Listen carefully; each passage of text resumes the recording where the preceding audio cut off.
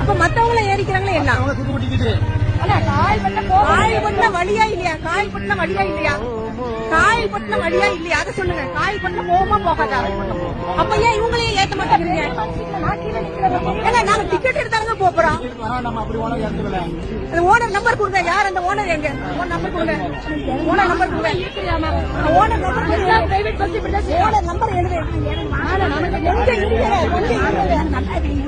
அது என்ன?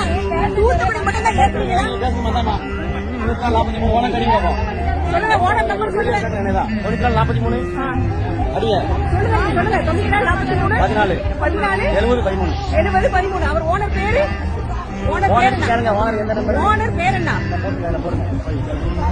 யார் ஓனர்? யாரு ஓனர் பேர் என்ன? ஏன் ஓனர் பேர் உங்களுக்கு தெரியாது?